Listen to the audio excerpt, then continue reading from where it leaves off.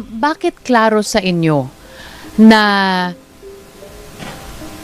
gusto nyong mapabilang doon sa listahan ng mga private prosecutors dito sa kaso ni VP Duterte? Bakit klaro sa inyo na gusto nyong tulungan ang prosecutors, ang public prosecutors?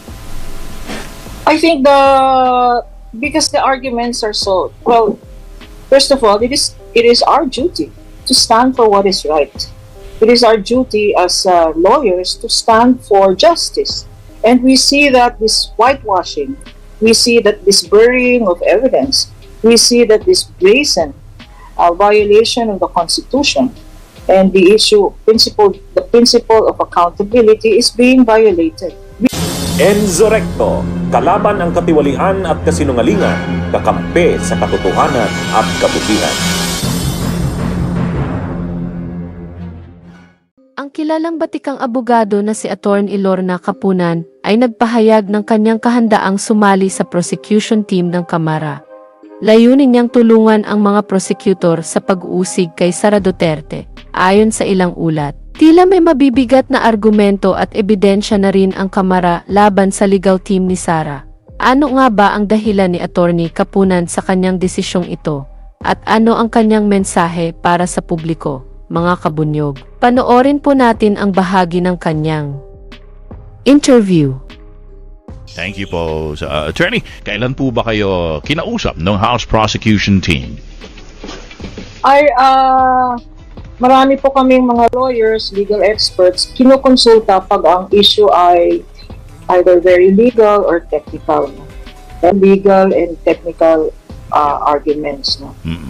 Which practicing lawyers like me are very ready to see where the flaws are. Kasi maraming misleading statements, yung articles, yung answer ad cautelam, na hindi naman talaga answer ad cautelam, no? Motion to dismiss yun, which is a prohibited pleading, incidentally, in impeachment proceedings. So you cannot file a motion to dismiss when you are just being asked to answer to the articles of impeachment. Yes, because under the Senate rules on impeachment, a motion to dismiss is a prohibited pleading. Ibig sabihin, hindi ka pwedeng mag-file ng motion to dismiss.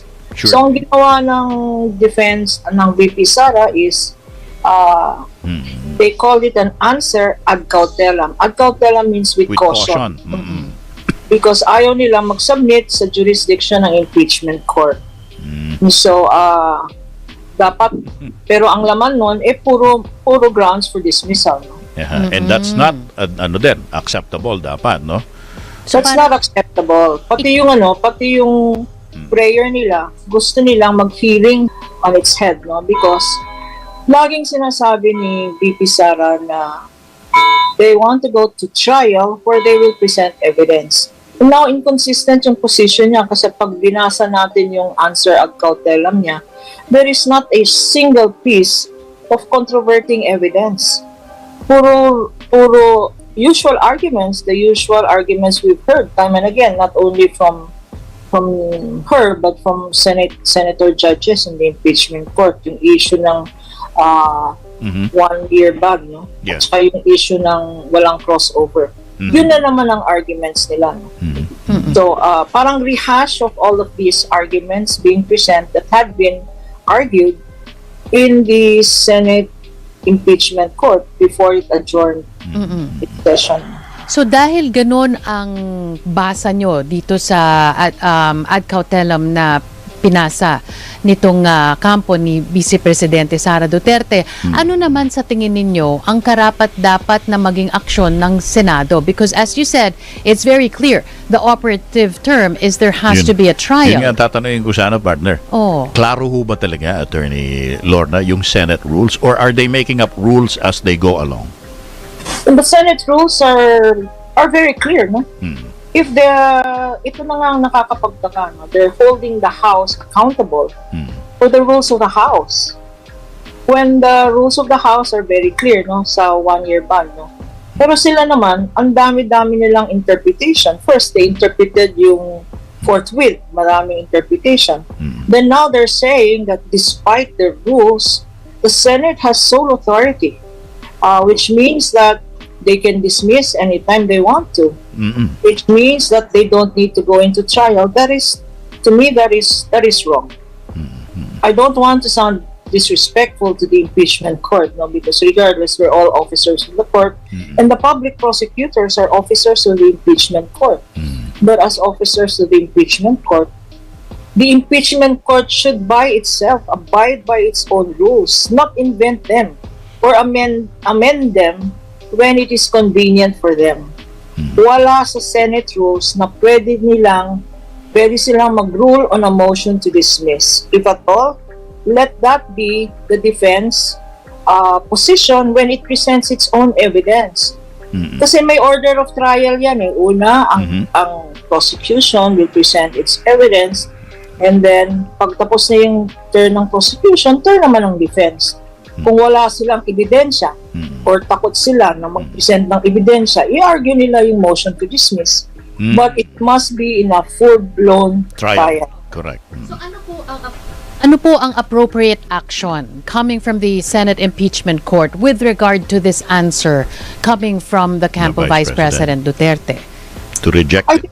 I think the impeachment court, because together with the filing of the reply to the answer, humingi na rin ata ng hearing dates ang public prosecutor. No? Because under the Senate impeachment rules, the rules of court apply with the supplementary character. Ibig sabihin, meron dyan rule on judicial affidavits, meron lang rule on pretrial or marking of exhibits, merong rules on setting of the trial dates. No? So, consistent with the position of the public prosecutor, that there should be a hearing forthwith or trial forthwith. Humingi na rin ata ng trial dates or humingi ng date where they can mark their voluminous evidence. No? Kasi sa dami ng ebidensya, kailangan ng pre-marking. Otherwise, hindi maintindihan ng watching public yung marking of exhibits. No? Actually, ang sabi ni Senator Chisa Escudero, partner, if I remember correctly, bahala na ang 20th Congress, which actually begins today dahil ngayon uupo yung mga bagong halal na senador. Sila na ang magsiset ng mga pre-trial and trial dates. Tama ho ba, Attorney Lorna? No, the public prosecutors entered already their appearance. No? Kasi one of the technical arguments being raised by either the spokesperson of the House or Senator Cheese is that nag-entry of appearance sa mga defense counsels. No? Again, appearance ad cautelam. Favorite word nila yung ad cautelam. Okay. And the argument put forth was compared to the public prosecutors of the House, ang entry of appearance ginawa sa Senate when the Senate had not yet convened as an impeachment court. So to forestall that legal technicality, nag-file ng entry of appearance ang public prosecutors sa impeachment court. In the 19th Congress. Okay. Ngayon, sa 20th Congress, because two of the 11 public prosecutors had got defeated in the elections, they have to be substituted. And that's what I think should be done in the 20th Congress. To elect substitute public prosecutors. And I think if the news is accurate, that would be Congresswoman-elect Laila De Lima and Congressman-elect Shell Jokno. Attorney Lorna, balikan lang po natin. Bakit klaro sa inyo na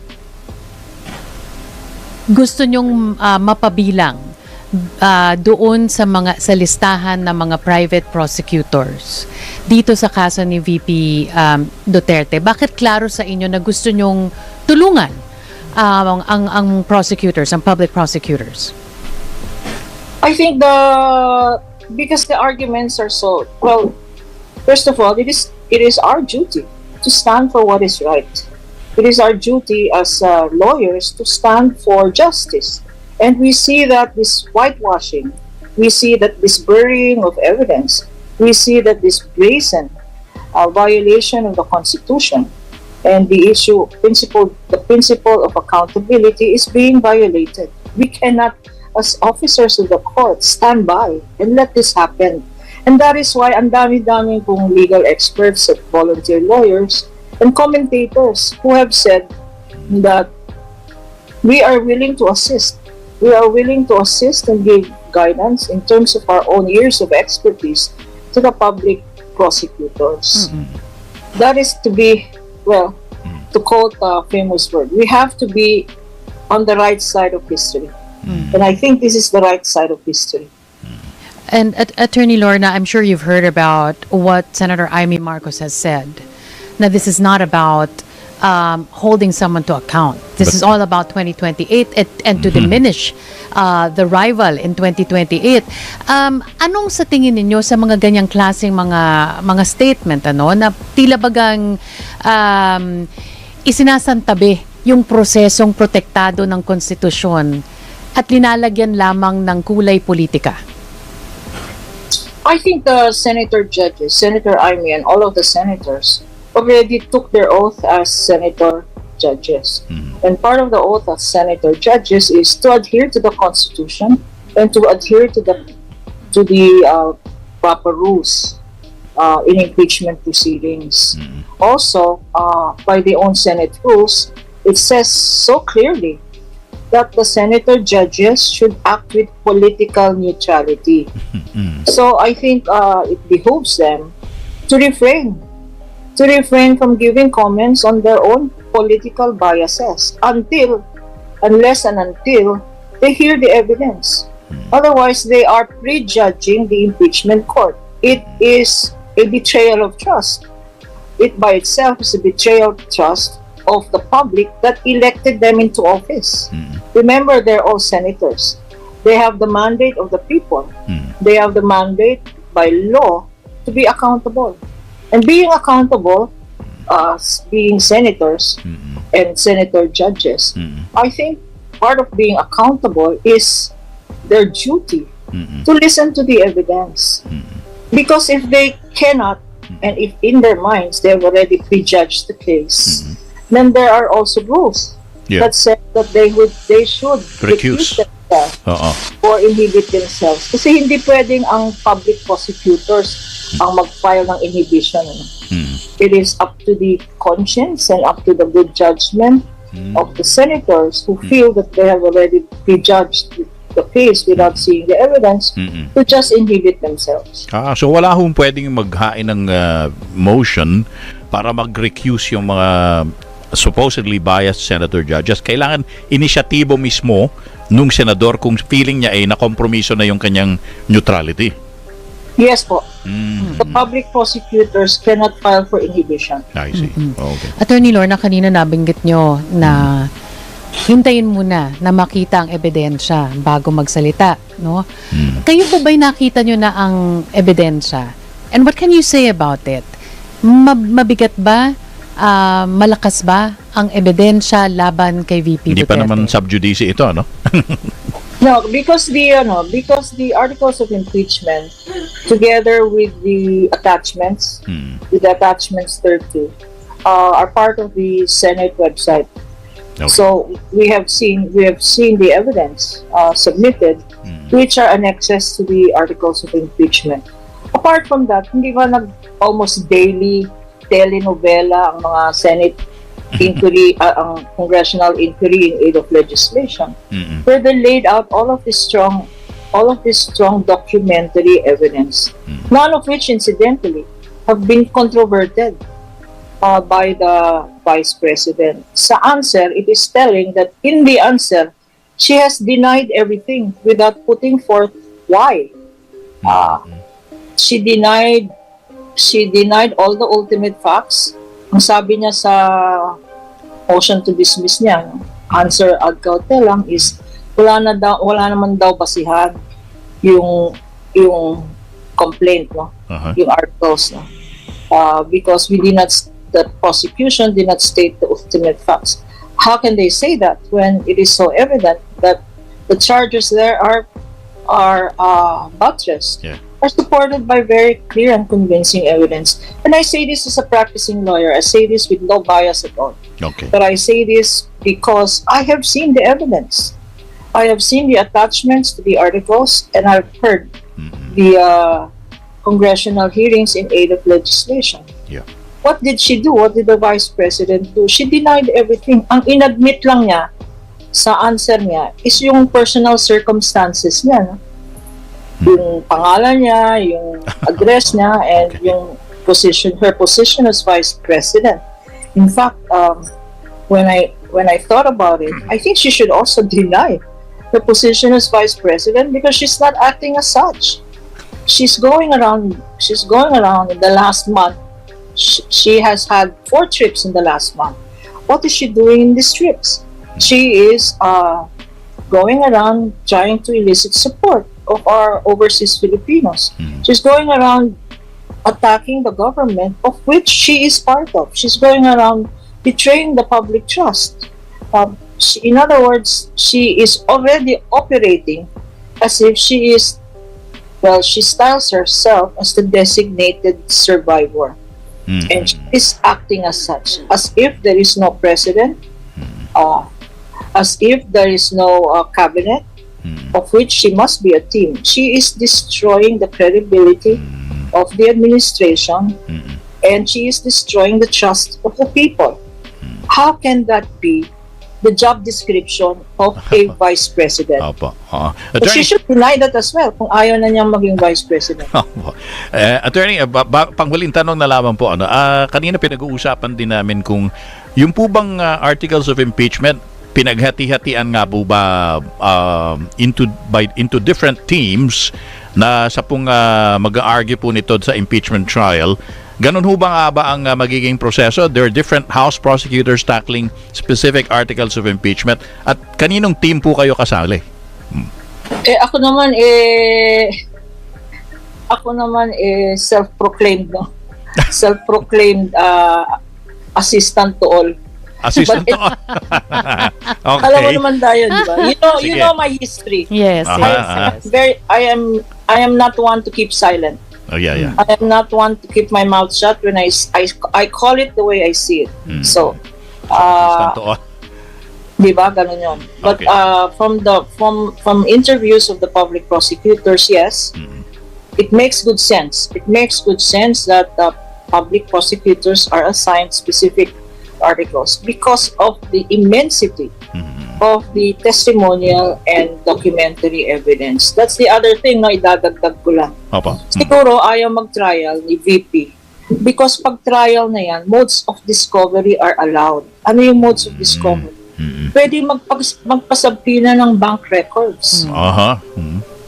And they cannot hide behind the bank secrecy laws because precisely impeachment proceedings and an order from an impeachment court is a clear exception to the bank secrecy laws. They cannot quash a subpoena requesting for the real names of these aliases and alleged confidential funds. No? Because kung totoo man na bona fide recipients yan ng mga awards or bona fide informants yan, then under the COA rules, the Office of the Vice President and the DepEd, or all government agencies that deals with confidential funds, should have a list in their vault of real names of real people who receive. Pwedeng isabpina yan. So, lalabas nga dyan kung meron nga bang Marian Rivera na tumanggap, meron bang Ontiveros na tumanggap, meron bang Piatos na tumanggap dyan. What are their real names? This can all be subpoenaed. Even the interviews, her own interviews, where she talks about her own seditious interviews, can be subpoenaed. So all of these are being hidden under a motion to dismiss, where she refuses to submit to the jurisdiction of the court. Meron rin siyang sinasabi, nakapending na yan sa Supreme Court. Mhm. That's one. Then she says, nakapending yan sa Ombudsman. Mhm. Nakapending yan sa COA na naka-appeal kami sa COA. What are all of these things? All of these things are dilatory.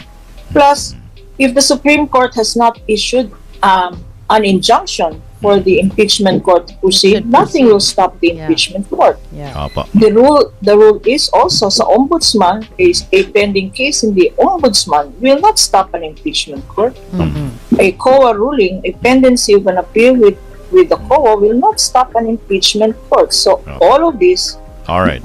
aim to, sabi nga namin lawyers, to obfuscate, Obviously. Obfuscate. Yeah. Sige. to confuse all of us Mhm. na hindi naman pwedeng i-confuse lahat. You cannot fool all the people all the time. Opo. Bunyog, bunyog, halikan na kasama ka. Bunyog, kapag buklod ay may pag-asa.